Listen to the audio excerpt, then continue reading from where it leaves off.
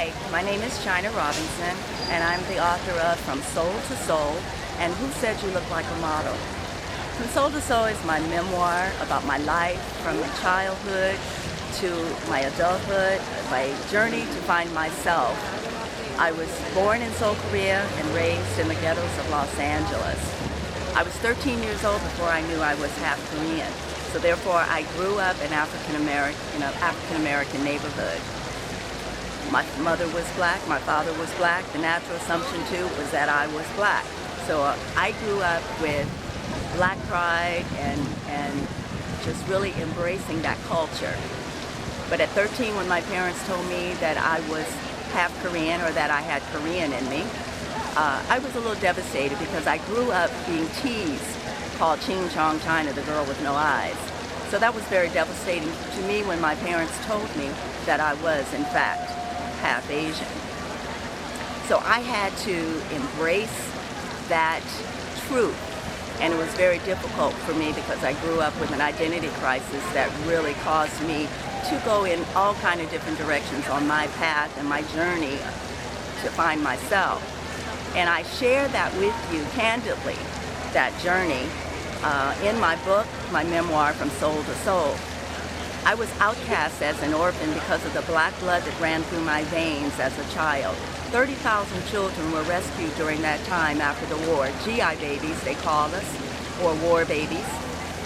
Black Koreans, white Koreans, they were all outcasts. The white Koreans went to white homes, the black Koreans went to black homes.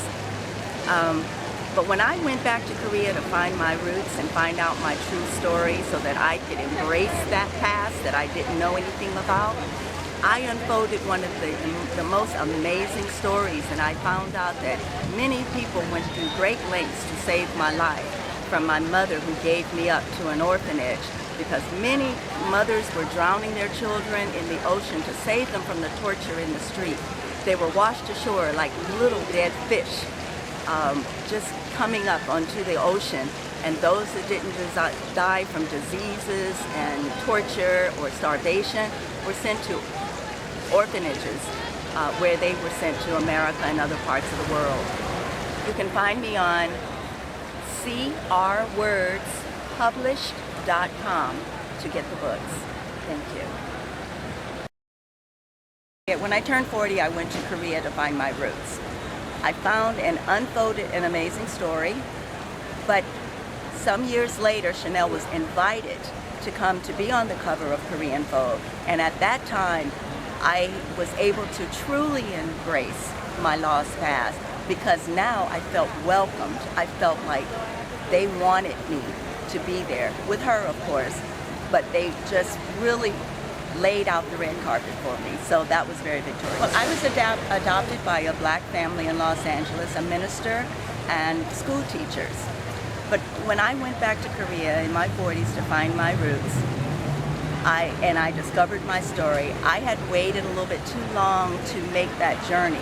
Had I taken that journey a few years earlier, I would have been able to find my birth parents or at least some information about them. But the orphanage where I was once left by my mother has now turned into a school, and in order to make room for the school, they had burned all of the records. So I was unable to find any information regarding my birth parents.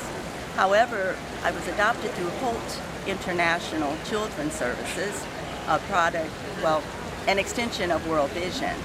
And they do have an annual tour with all adoptee returnees. They're able to go back to see what they could find out. I was unaware of that at the time, but I did find out about that journey, about that tour later on in life. But I was on my own when I went in my 40s to find it. But I did meet the woman who signed my paperwork, Molly Holt, and was the only name that I knew from my paperwork that my parents shared with me and from my adoption papers. So finding her was like finding my mother, because when she walked in and said, "Hi, I'm Molly Holt.